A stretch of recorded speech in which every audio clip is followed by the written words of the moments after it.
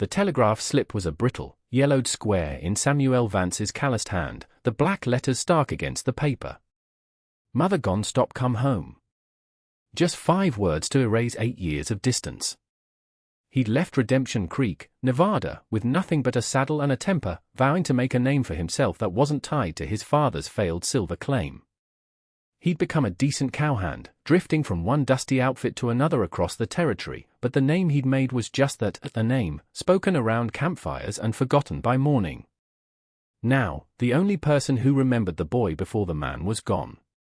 The ride home was long and silent, the familiar alkali flats and sagebrush-choked hills doing little to soothe the hollow ache in his chest. He'd pictured the ranch as he'd last seen it, a place of quiet decline, his mother a stubborn shadow moving through rooms that held too many memories. He expected dust-filmed windows and a yard surrendering to weeds. He expected silence. He was wrong. As he crested the final rise, the sight of the homestead stopped his horse dead. The clapboard house, which should have been peeling, wore a fresh coat of whitewash that gleamed in the harsh afternoon sun. The vegetable garden to the side wasn't just surviving the summer heat, it was thriving, a riot of green against the parched brown earth. The corral fence was mended with new-looking timber, and inside it, his mother's 2 old mares, Daisy and June, looked sleeker and better fed than he'd ever seen them. Samuel dismounted, his boots sinking into soil that felt strangely soft, not the packed, cracked earth of his memory. A low hum of activity hung in the air, a sense of life that felt profoundly out of place. He walked toward the barn, his hand resting on the butt of his pistol out of pure, unthinking habit. The barn door was open. From within came the soft, rhythmic scrape of a currycomb against hide. He stepped through the wide opening, letting his eyes adjust to the dim, hay-scented air. A woman stood with her back to him, working on Daisy's flank. She was small of stature, her movements economical and sure. She wore a high-collared, long-sleeved dress of worn, grey fabric that fit her neatly. It was a style he'd seen on the Chinese women who lived near the railroad camps, but never here, not in Redemption Creek, and certainly not in his mother's barn. Her black hair was coiled in a severe knot at the nape of her neck. The horse, Daisy, saw him first. Her ears swiveled, and she shifted her weight with a low snort. The woman stilled instantly, her hand freezing on the mare's back. She didn't startle or cry out. She simply turned her head, her whole body remaining poised, ready. Her face was young, younger than he'd expected, with high cheekbones and dark, intelligent eyes that held no welcome. They assessed him with a swift, unsettling calm, taking in his trail-dusted clothes, his weathered face, and the hand that still lingered near his gun. "Who are you?" Samuel's voice was rough from disuse. The woman said nothing. She simply watched him, her expression unreadable. She took a half-step back, placing the body of the horse between them. It was a clear, defensive posture. "This is the Vance homestead," he said, trying to gentle his tone. "I'm Samuel Vance. Mary Vance was my mother." At the mention of his mother's name, a flicker of something passed through her eyes, not recognition, exactly, but a change in the quality of her stillness.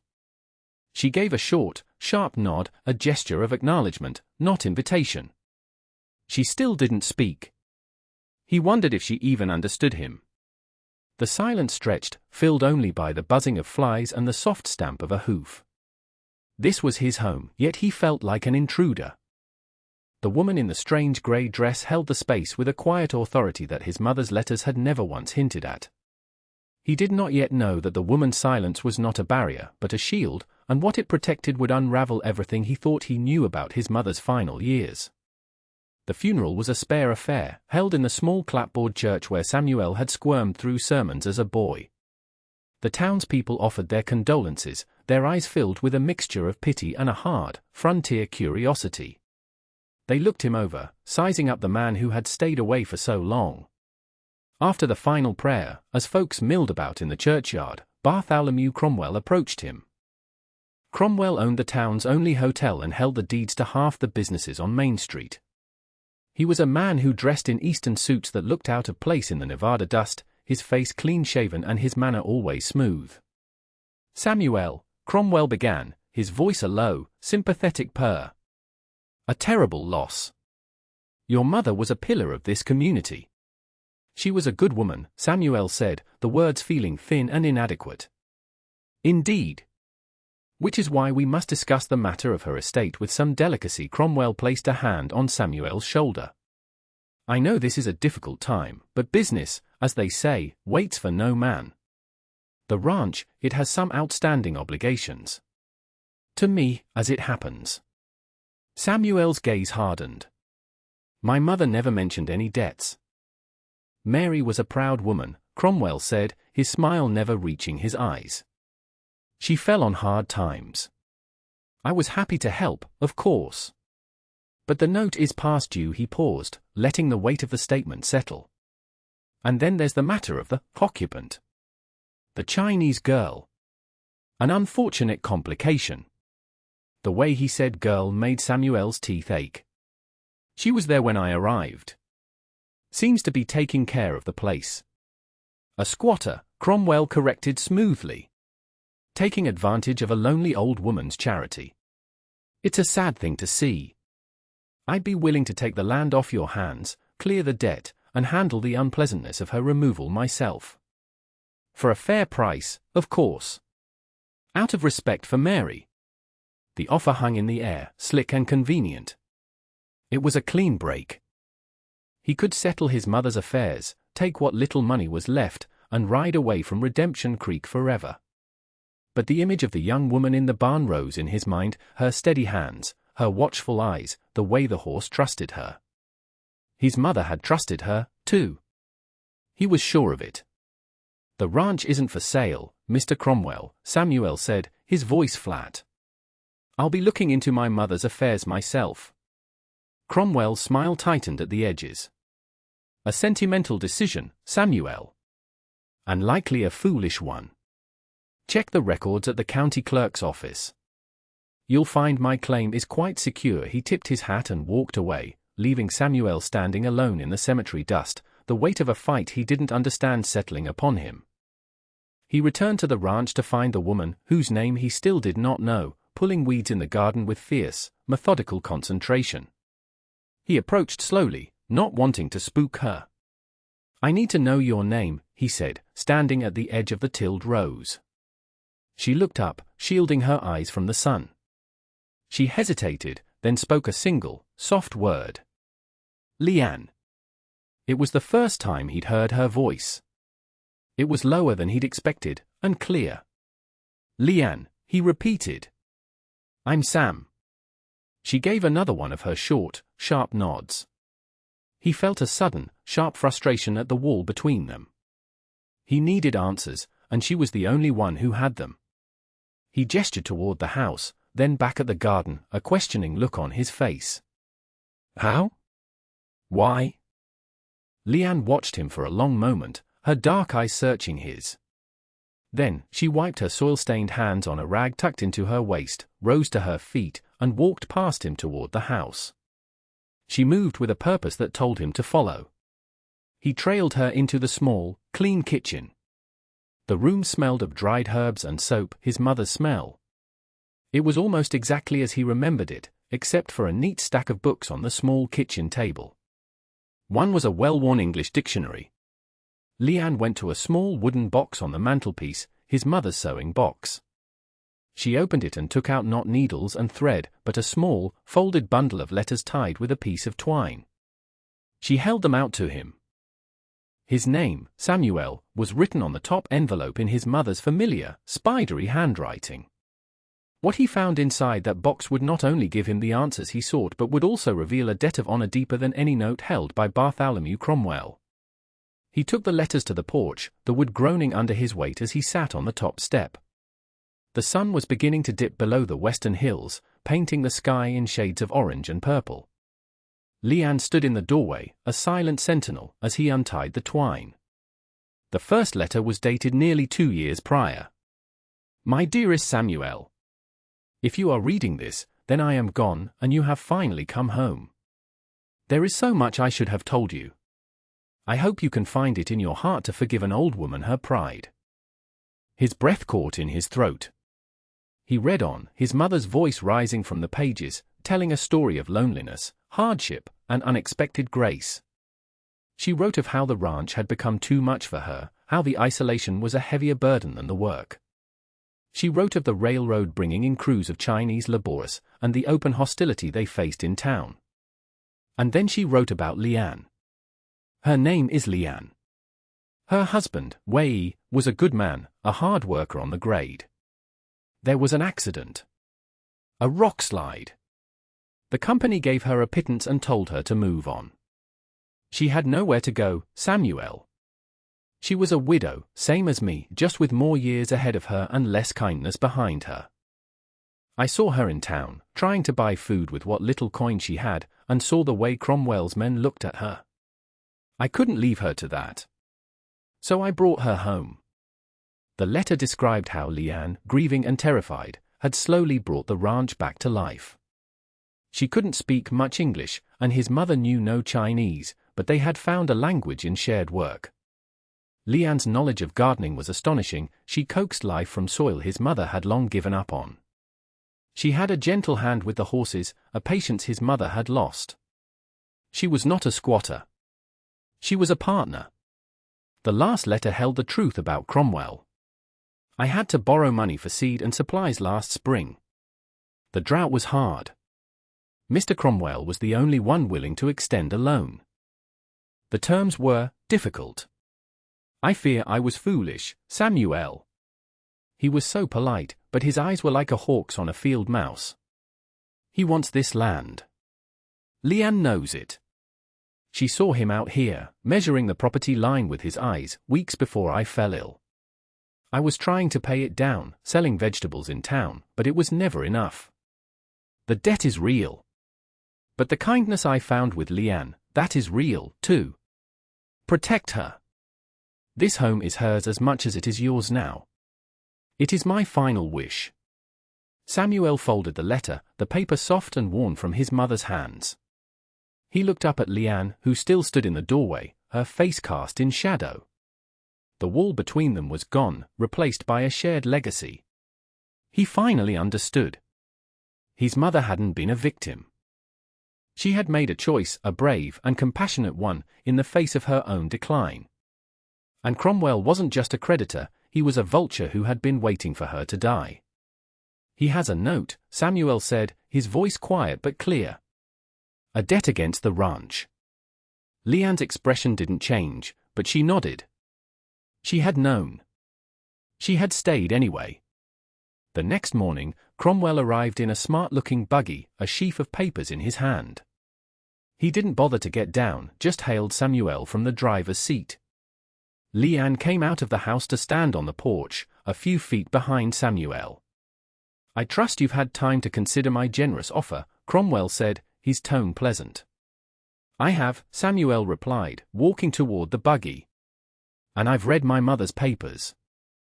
The ranch stays in the family. Cromwell's smile vanished. This isn't family, he sneered, gesturing with his head toward Leanne. This is a complication you can't afford. I have here a notice of foreclosure, filed and approved. You have 30 days to pay the note in full, principal and accumulated interest. $400. Or the property and all its assets become mine. $400. It might as well have been $4,000. Samuel had less than 50 to his name. The amount was staggering, clearly inflated by predatory interest. That's robbery, Samuel said, his hands clenching into fists. It's business, Cromwell corrected him. Your mother signed the agreement. It's all legal. I'd advise you not to make this difficult. He looked past Samuel to Leanne, his eyes lingering on her with an expression of cold ownership that made Samuel's blood run cold. After all, once the ranch is mine, I'll need someone to tend the garden. The threat was unmistakable. Cromwell wasn't just after the land. He was after everything on it.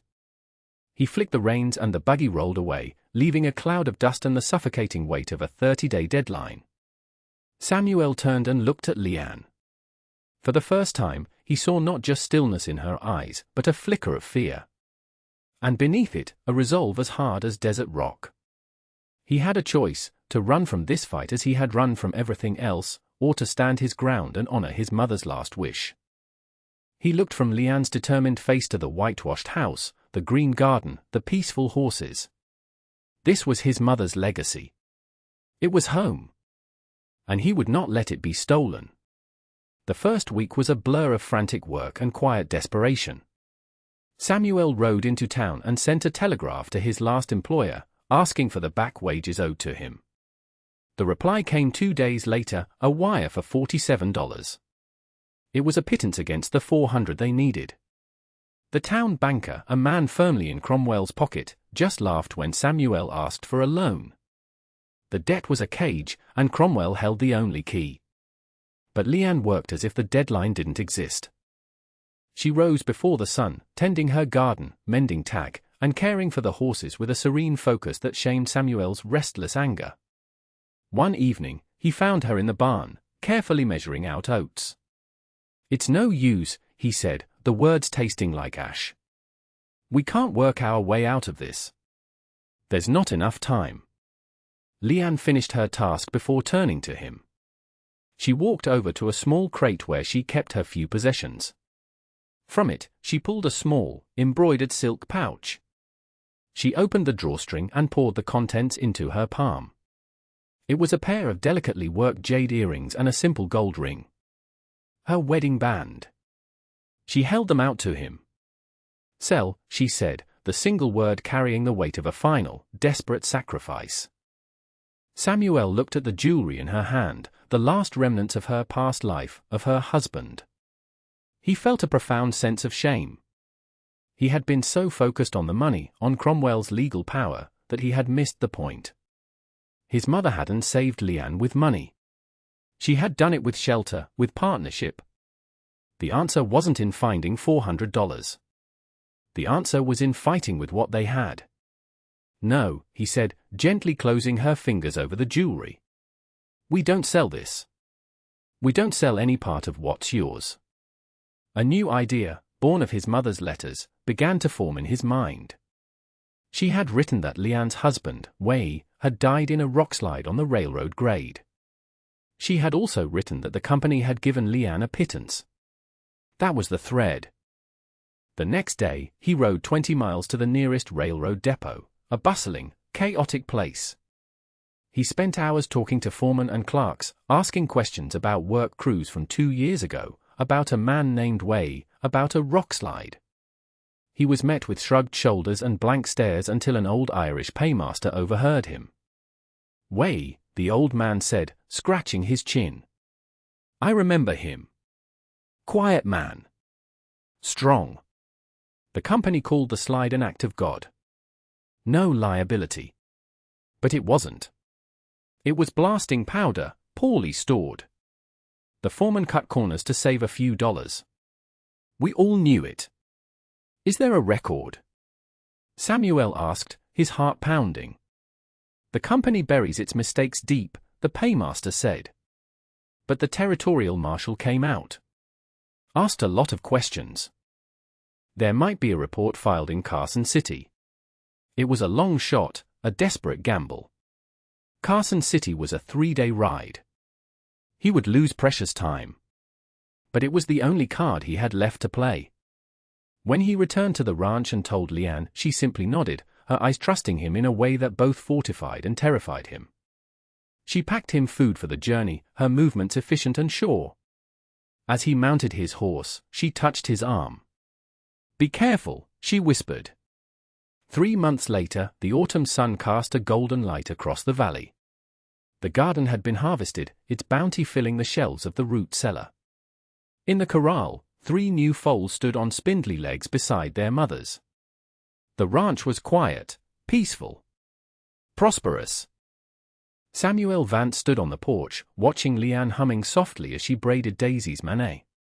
The foreclosure notice was gone, burned to ash in the kitchen stove. The territorial marshal's report from Carson City had been exactly what the paymaster had hinted at, a scathing account of negligence on the part of the railroad's foreman. Faced with a federal inquiry and a lawsuit for wrongful death that Samuel threatened to file on Leanne's behalf, the railroad company had settled quickly and quietly. The settlement was more than enough to pay Cromwell's fraudulent debt, with plenty left over to buy seed for the next season and repair the barn roof. When Samuel had confronted Cromwell at his hotel with the bank draft and a copy of the marshal's report, the man's smooth composure had finally cracked. The town, which had once watched with detached curiosity, now saw Cromwell for what he was, a predator who had preyed on a grieving widow. His power, built on the perception of legitimacy, began to crumble. The days after were different. The work was still hard, but it was their own. They fell into a rhythm, a partnership that needed few words. They ate their meals together in the quiet kitchen, the silence comfortable now, not a barrier. He learned the story of her village from the few English words she knew and the expressive gestures of her hands. She learned about his years drifting, seeing in his eyes a loneliness that mirrored her own. One evening, as they sat on the porch watching the stars emerge in the vast, dark sky, he turned to her. "Leanne," he said. "This is your home. My mother made that clear. But I'd be honored if you'd let it be my home, too. With you." She looked at him, her dark eyes searching his face in the twilight. She didn't speak for a long moment. Then, a small, genuine smile touched her lips for the first time. She simply nodded. The following Sunday, they stood before the preacher in the same small church where his mother's funeral had been held. Leanne wore a simple blue dress she had sewn herself.